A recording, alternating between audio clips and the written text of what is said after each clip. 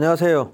인포마켓 구독자 여러분. 최근에 저한테 문의가 많이 오는데요. 작년에 TSMC의 연구진들이 코어스를 냉각하는 기술을 개발했는데 그게 어떤 거냐면은 외부에서 어떤 냉각 장치를 두는 게 아니고요. 이 칩 표면에 수로를 파가지고 거기에 물을 흘려넣는다 이런 식으로 논문을 썼더라고요. 그래서 그 논문에 대해서 굉장히 놀라면서 많은 이 투자자들이 저한테 문의를 주시는데 이게 진짜냐? 이거 되면 삼성이 망하는 거냐? 뭐 이런 식으로 계속해서 질문을 주시더라고요. 그 모 유튜버가 좀 세게 이야기를 하셨던데 저는 이제 취재를 많이 하고 많은 사람들 지금 만나지 않습니까? 전반적으로 동향을 보면은 TSMC가 그때 이야기했던 그거는 일종의 하나의 시도일 뿐이지 큰 영향을 주지는 못할 걸로 좀 싱겁다고 표현을 하시더라고요. 삼성 출신의 유명한 박사분이 계신데 그분은 계면의 이 냉각을 연구를 하고 있거든요. 이번에 TSMC 논문은요, 표면, 그러니까 반도체의 웨이퍼 두께가 얼마인지 아시죠? 770 마이크로미터입니다. 그러니까 1mm가 안 되는 굉장히 얇은 두께인데 거기에 10 마이크로미터의 두께에 모든 회로가 다 새겨져 있고요. 이 뒷부분을 백사이드라고 하는데 거기는 아무것도 없거든요. 왜 그걸 남겨두느냐? 구조적 강성을 위해서 남겨두는 정도죠. 그래서 이 공간이 없으면 뒷부분을 깎아냅니다. 그거를 이제 백사이드 그라인딩이라고 하거든요.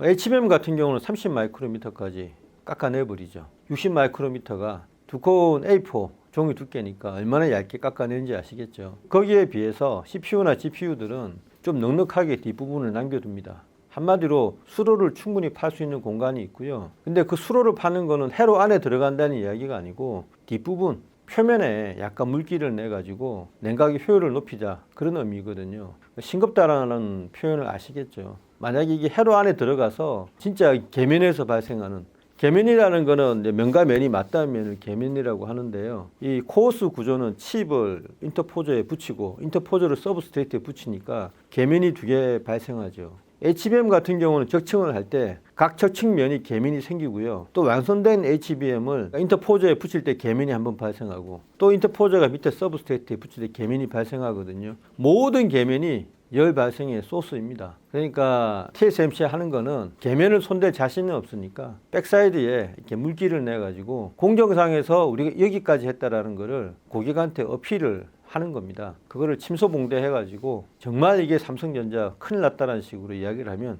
안 되겠죠. 좀 더 제가 설명을 드리겠습니다. 납득이 좀 가실 거예요. 이게 제목은요, 디렉트 투 실리콘 리퀴드 쿨링 인테그레이티드 코어스 플랫폼 이렇게 돼 있는데 디렉트 투 실리콘이라는 데서 알 수 있듯이 바로 액체를 표면에 흘린다 이렇게 이해를 하시면 되겠습니다. 복잡하게 그려 놓았는데요, 어려울 건 없고요. 요게 이제 이 하얀 부분이 SOC라고 되어 있는데 GPU죠, GPU. 그리고 여기 HBM 있지 않습니까? 얹어져 있는 부분이 인터포저잖아요, 웨이퍼로 된.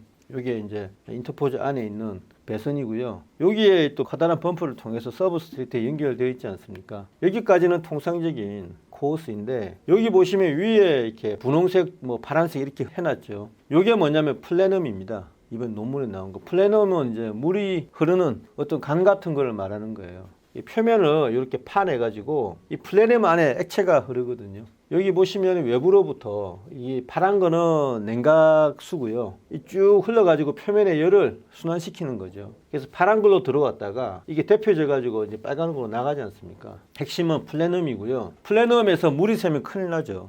간단하지 않습니까? 표면에 물 흘렸는데 그 사이를 물이 새버리면 흘러내리면 코어스는 다 망치죠. 쇼트가 나가지고 대참사가 일어나지 않습니까? 그걸 막기 위해서 이거를 실런트라는 것을 썼다고 합니다. 이 보라색 된 부분이 실런트인데요. 요 부분에서 이게 일종의 이 플래넘 안을 흐르는 유체가 밖으로 나가지 못하게 하는 댐 역할을 하거든요. 이 실런트가 이 논문의 핵심입니다. 이 실런트가 일레스틱 실런트라고 해서 굉장히 탄성이 있는 실런트라고 합니다. 그래서 이게 열 받아가지고 뒤틀리더라도 틈이 안 생기도록 유연하게 이렇게 움직인다 이 말이죠. 이 실런트가 유체를 다 막아주기 때문에 물이 흘러내리는 참사는 없다 이런 식으로 논문에 되어 있는 겁니다. 이게 생김으로써 이제 플래넘이 생기고 요 안에 유체가 흘러서 표면에 파고들은 여기 보면 약간 파고들었지 않습니까? 요거는 이제 데펴진 부분이 파고든 거고요. 요 파란색 부분은 이제 냉각수가 파고들어서 이게 순환을 하는 거죠. 그래서 파란색으로 들어왔다가 분홍색으로 덮어져서 나간다. 그래서 열이 빨리빨리 교환되기 때문에 열 냉각 효율이 엄청나게 올라갔다. 그전보다는 이렇게 돼 있죠. 요 그림을 보시면요, HBM은 이런 플래넘 구조가 없어요.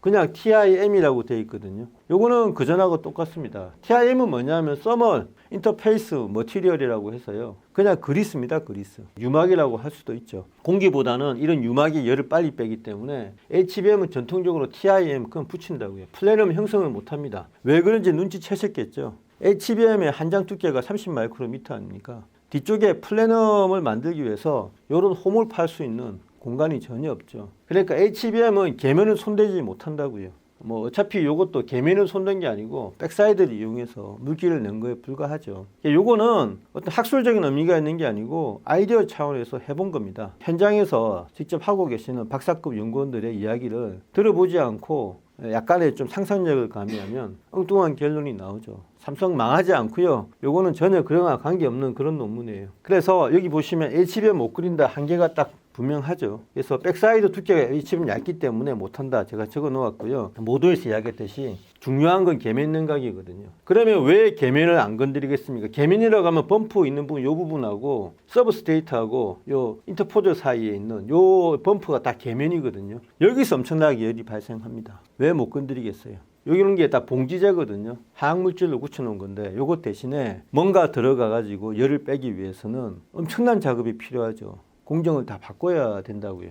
이 봉지 물질도 다 계산돼 가지고 이런 것들 다 이게 쓰여지는 건데 이거 바꾸면 대공사가 되거든요. 그러니까 TSMC도 자신이 없는 겁니다. 그러니까 뒤쪽에 열 발생 원하고 좀 떨어져 있는 부분에 수로를 파가지고 열 냉각 효율을 높였다 이렇게 이야기를 하는 거거든요. 계면 냉각에 대해서는 삼성이나 TSMC나 자신이 없는 거죠. 삼성전자도 지금 연구 중입니다. 연구 중이라서 크게 뭐 성과를 아직은 내지는 못하고 있는데 이 백사이드의 냉각 정도는 삼성도 생각을 하고 있습니다. 어려운 게 아니거든요. 그거에 대해서 오해를 하시면 안 됩니다. 삼성이 끝났다 이런 자극적인 제목으로 많은 분들이 거기에 휘둘리시면 투자란 걸 할 수가 없죠. 저는 투자자 입장에서 말씀을 드리는 거예요. 그리고 제가 아는 국내 박사님 분들이 좀 제법 계신데 이미 계면 안에 파고들어 가지고 냉각을 하는 획기적인 그런 기술도 개발을 하고 있습니다. 그러니까 TC 본도에서 하이브리드 본도로 못 가니까 중간에 어떤 매개체를 넣어야 되는데 그 매개체 안에 냉각 시스템도 집어넣자 이런 발상도 하시는 분도 계시고요.